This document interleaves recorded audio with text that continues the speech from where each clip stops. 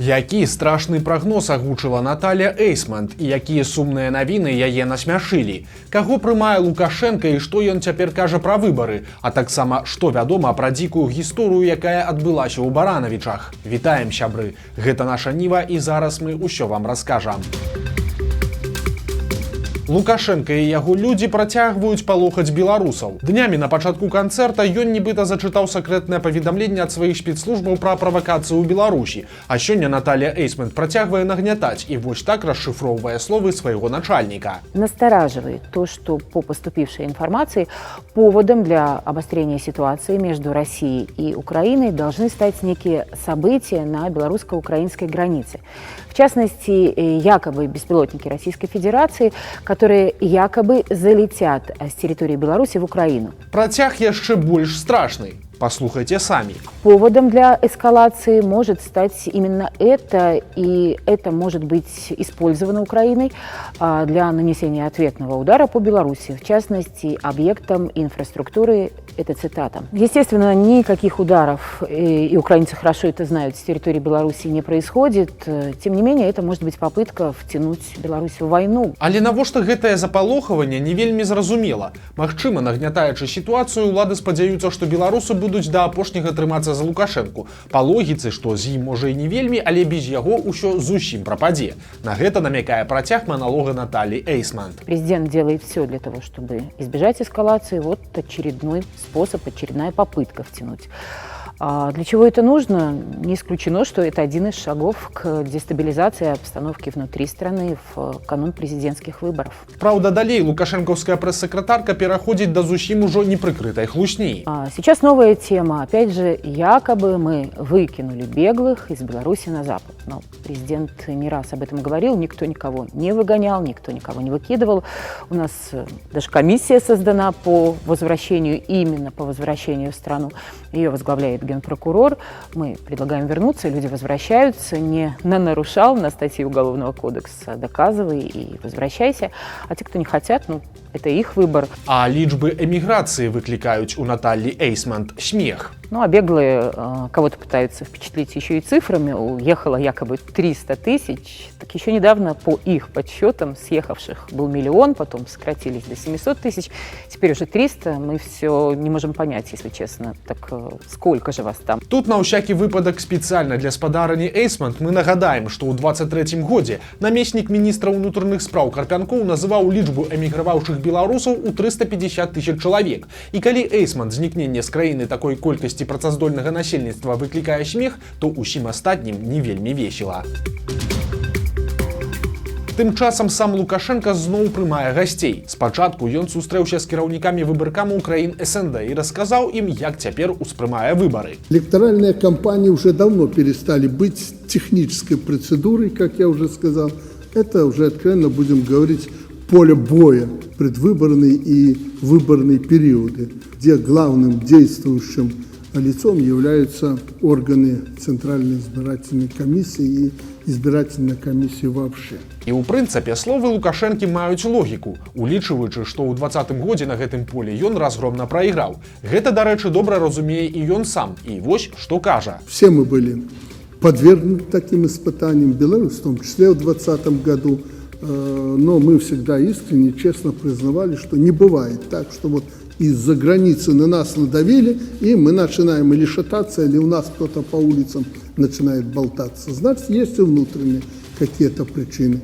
Мы эти причины знаем, мы их четко определили, сделали соответствующие выводы, извлекли уроки из тех событий, чтобы не повторилось это снова. Тут дададзім, што высновы Лукашенко сапраўды зрабіў, але ж не тыя, якіх чакалі людзі. Умоўна кажучы, замест таго, каб адмовіцца ад нахабных фальсіфікацый і гвалту, было вырашана, што трэба проста лепш фальсіфікаваць, а таксама загадзя зачысціць усіх нязгодных, што, уласна кажучы, і робіцца штодня апошнія 4 гады. И мы закрепили термин «электоральный суверенитет».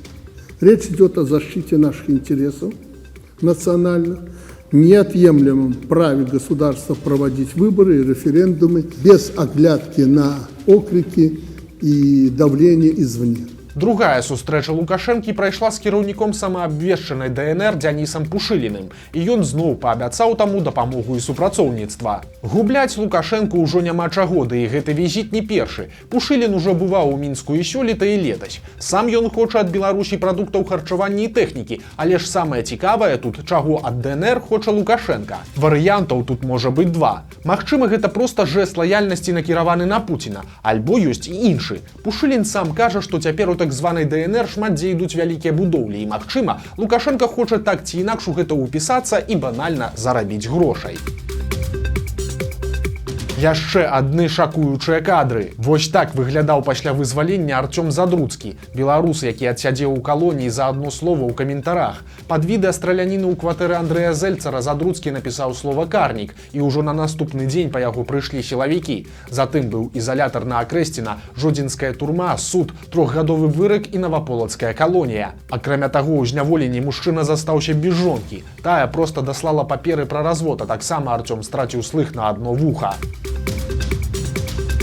Дзікая гісторыя адбылася ў Баранавічах. Там мужчына пазычыў у сябра 16 000 даляраў, але вырашыў іх не вяртаць і забіць свайго знаёмага. Для гэтага мужчына паклікаў сябра нібыта дапамагчы яму з машынай, і калі той прыехаў, то атрымаў нажом у шыю, а затым і яшчэ некалькі удараў. А вось далей пачаўся сапраўдны трылер, бо пацярпелы сябра прыкінуўся мёртвым. Нападнік загрузіў таго ў свой багажнік і павёз да сябе дадому, але проста падчас руху машыны паранены мужчына змог адкрыць багажнік знутры і выбрацца. Цякаючы крывёю, ён дабраўся да найбліжэйшай аўтазапраўкі, дзе работнікі выклікалі хуткую і міліцыю, а няўдачлівы забойца заўважыў узнікненне сваёй ахвяры толькі калі прыехаў у сваю хату. У выніку пацярпелы мужчына выжыў, але пакуль працягвае лячыцца ў бальніцы. Нападніка жа хутка затрымалі, і аказалася, што такіх жа даўгоў ён набраў і ў іншых знаёмых. Цяпер на яго завялі крыміналку за замах на забойства і махлярства, і яго чакае суд і працяглы тэрмін за кратамі.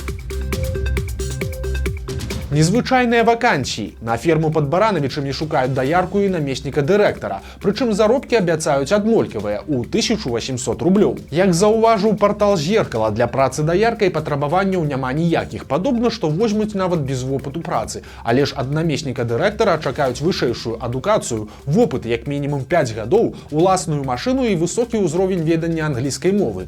Дарэчы, калі паглядзець іншыя вакансіі гэтага сельгаспрадпрыемства, то можна заўважыць, што простым работнікам там гатовыя плаціць больш, чым спецыялістам з вышэйшай адукацыяй. Да прыкладу, трактарысту там прапануюць заробак да 2000 рублёў, аграному альбо бухгалтару з вышэйшай адукацыяй усяго толькі 1200.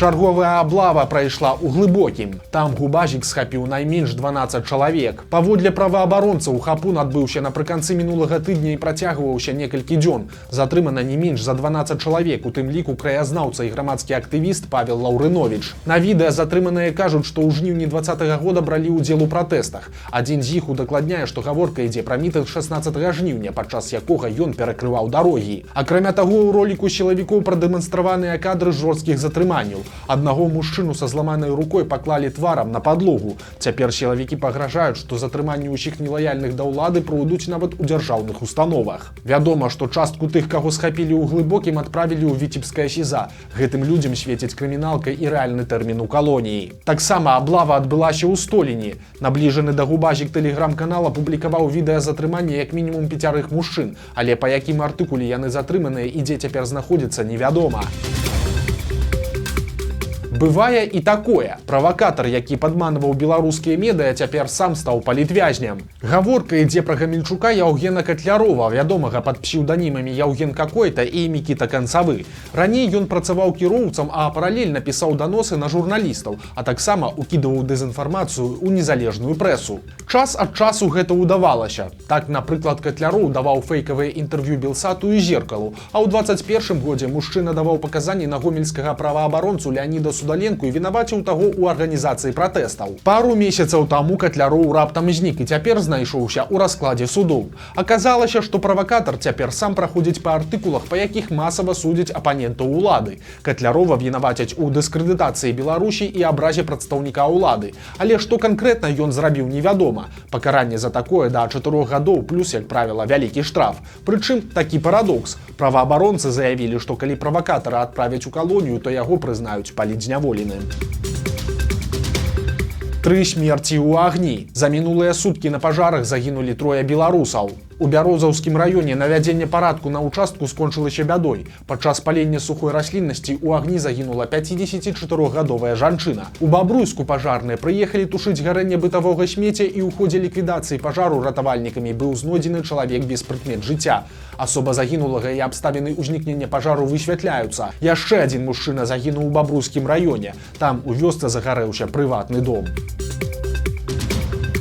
Настаўніца паскардзілася на малую зарплату і ў выніку засталася без працы і ў чорным спісе. Гэтая гісторыя адбылася з выкладчыцай беларускай мовы і літаратуры адной з мінскіх школ. Жанчына кажа, што адпрацавала ў сферы адукацыі 20 гадоў, але заробак быў мізерны, у раёне 700 рублёў. Тады настаўніца пачала скардзіцца ў праўладныя прафсаюзы і адміністрацыю Лукашэнкі і спачатку спрацавала. Зарплата павялічылася да 1000, але ненадоўга, і пры першай магчымасці дырэктар школы пазбавіўся ад настаўніцы. Цяпер жанчына засталася без працы і запэўнівае, што трапіла ў негалосныя чорныя спісы, бо іншыя школы таксама не бяруць яе на працу. Філігранная работа мінскіх камунальнікаў. У адным са сталічных двароў новы асфальт паклалі проста вакол прыпаркаванага аўто. Падобна, што звязацца з уласнікам машыны не змаглі, а выклікаць эвакуатар не захацелі. Жыхар Латвіі, які знік у Беларусі, знайшоўся за кратамі. Праўда, сілавікі кажуць, што прычына зусім не палітычная, як меркавалася раней. Беларускі мытны камітэт паведаміў, што службовы сабака знайшоў у мужчыны забароненыя рэчывы, а сам латвіец не адмаўляў і прызнаўся, што ўжывае іх, каб не спаць за рулём. Цяпер латвійца чакае крыміналка за перавоз наркатычных сродкаў. Яму пагражае да 10 гадоў турмы. Дажынкі арт-суперфінал. Дзяржаўная прэса выбірае найлепшую саламяную скульптуру міншчыны. Мы зрабілі невялікую падборку з тых, хто б'ецца за перамогу. Саламяны замак, яшчэ адзін саламяны замак, зноў саламяны замак, затым саламяны статак кароў, саламяны мядзведь, саламяны млын і нават саламяны камбайн. Таксама ёсць сава, карабель, мужычок, трактары на любы густ і вось такі жуткаваты конь. Галоўны прыз, нагадаем, 2000 рублёў. Вось такія навіны чацвярга. Подписывайтесь на канал, ставьте лайки альбо дизлайки и выказывайте заўвагі ў каментарах. И, конечно, читайте нашу Ниву, глядите нашу Ниву и любите Беларусь. Сустрэнемся завтра.